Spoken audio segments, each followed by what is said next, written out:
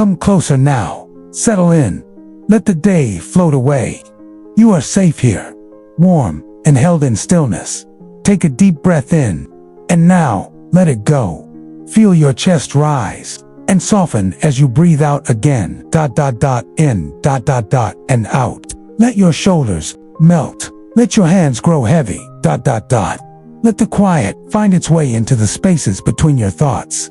Feel the blankets around you, gently pressing down with comfort. Hear the faint whisper of leaves outside your window, perhaps the hush of the wind playing in the trees, or the soft hum of your own breath. You're entering a place where time is unhurried and dreams grow like ivy along ancient walls. Are you ready?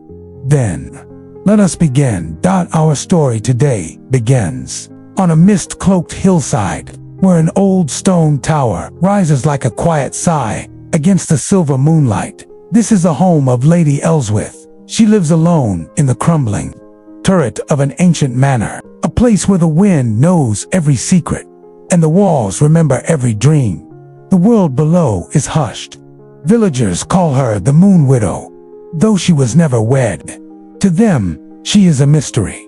To you, dear listener, she is about to become someone familiar.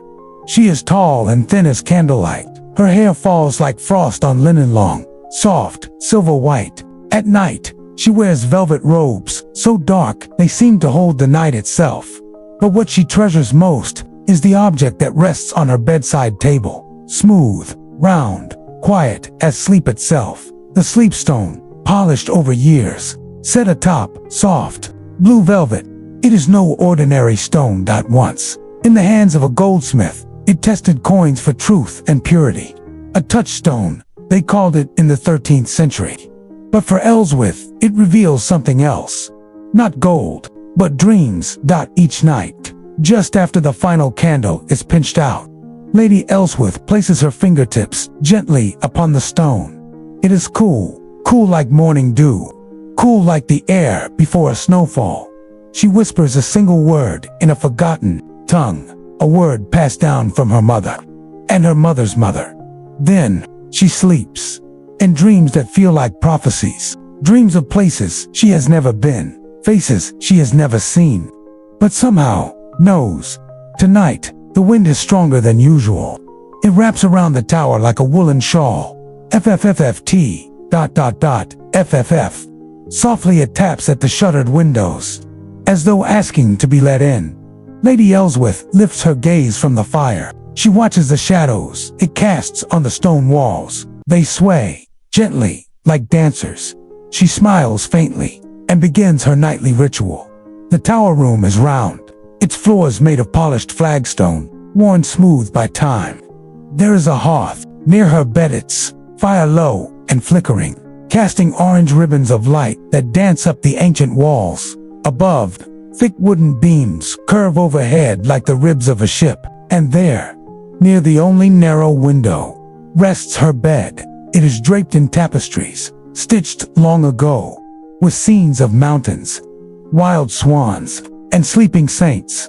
Atop the little wooden table beside it is the velvet square, and resting on it like a moon fallen from the sky, the sleepstone. She steps toward it, her bare feet silent on the cold floor. Outside, the trees sigh in the wind, and somewhere, an owl calls softly. She places one hand on her heart, the other on the stone. Her fingers are slender and pale, like candle wax. She leans close and whispers, "Dormiere, vitamus," a phrase older than the tower, older than the stars.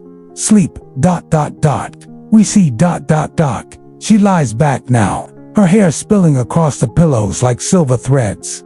The stone still warm from her touch. Her eyes begin to close. And so does yours. Let the story follow her now, as the room fades gently from sight, and the dream begins. In her dream, Lady Ellsworth stands in a garden that no longer exists. It once bloomed outside the manor, before war, before time's quiet erasing hand. The roses here are pale blue, a curious color believed in medieval herblore to grow under the influence of stars. And in the center of the garden is a sundial, but it does not tell time, it tells weather. a strange invention once crafted by Benedictine monks, who believed the sun could whisper warnings of coming storms. She places her hand on the stone dial, and it is warm. Warm as a summer afternoon, though she knows she is dreaming. And yet, somehow, it feels real in the distance.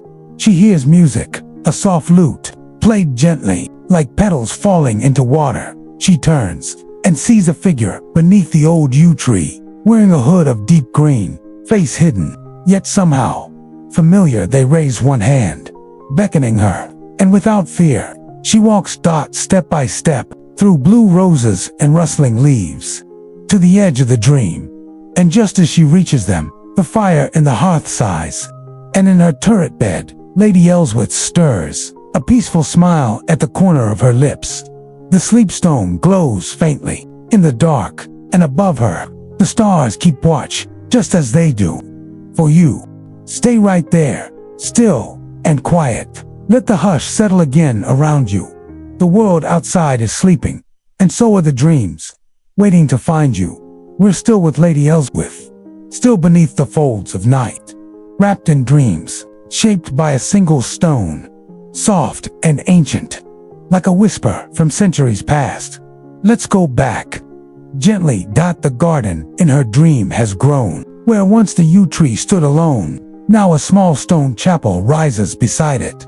The chapel walls are covered in climbing moonvine, a real medieval plant once believed to bloom only under a full moon. Soft white petals spill like milk down the stones, cool to the touch, and humming faintly with the sound of bees that aren't there. Ellsworth walks quietly, the soles of her dream feet brushing dewy grass. Each step, light as a feather's sigh. As she nears the chapel, a sound finds her. Ding, ding. Not bells, exactly, but something smaller, lighter, older, bellflowers. In the medieval world, it was once whispered that certain flowers, when touched by wind or spirit, could ring faintly like tiny chimes. The garden around the chapel is full of them, tiny blue blossoms with bell-shaped blooms, swaying ever so slightly in the dream breeze. And with every sway, ding ding ding, so gentle, you don't hear it with your ears. You feel it behind your eyes, like a lullaby drifting from a memory. Ellsworth's dream self kneels now. She presses one hand to the soil, and the ground is warm. Beneath it, she senses movement. Slow, old, peaceful movement, as though something is dreaming too. Beneath the earth, perhaps a root, perhaps a memory, perhaps a memory, perhaps an echo. She rises again, steps through the chapel's wooden door, carved with stars, worn with age. Inside, the air is still and filled with lavender smoke. In medieval times, lavender was used not just for its scent, but to bring clarity to dreams, to ease the heart and keep night spirits away. The smoke curls like pale ribbon around her arms, and the scent, soothing, clean, like linen dried in sunlight. In the center of the chapel is a mirror, oval shaped, framed in aged brass, its surface fogged, like breath against glass. Ellsworth stands before it. Her reflection is not her own. It is herself, but younger, before the gray, before the solitude, before she learned how to listen to stones. The reflection lifts its hand. So does she.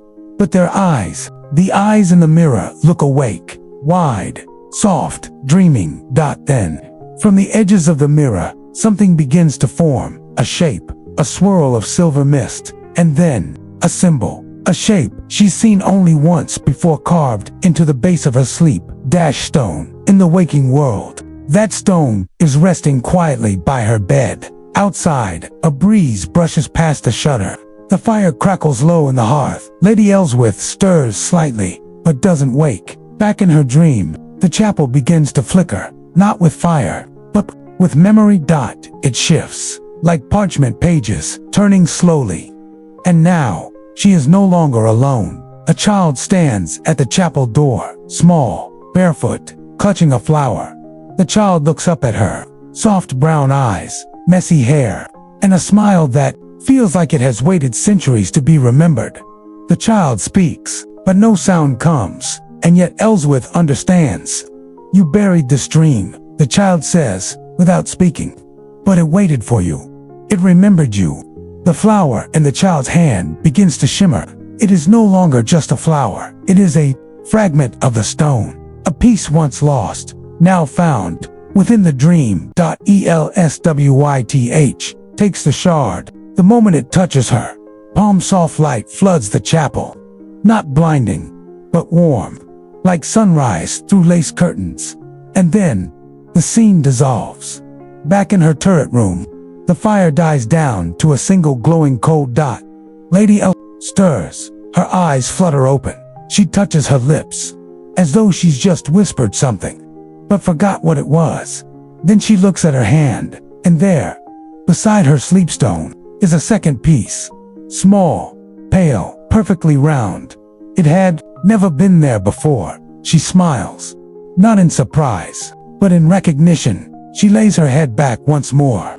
The stone beside her, now whole again, and with a long, deep breath, she drifts again into sleep, this time without dreams, only peace. So now, dear listener, as the final threads of Elle's dream gently float away, you may let your own eyes soften. You may rest your thoughts, like books closed for the night.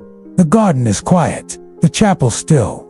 The bellflowers no longer ring, and the sleepstone waits for your dreams. Next, sleep is here.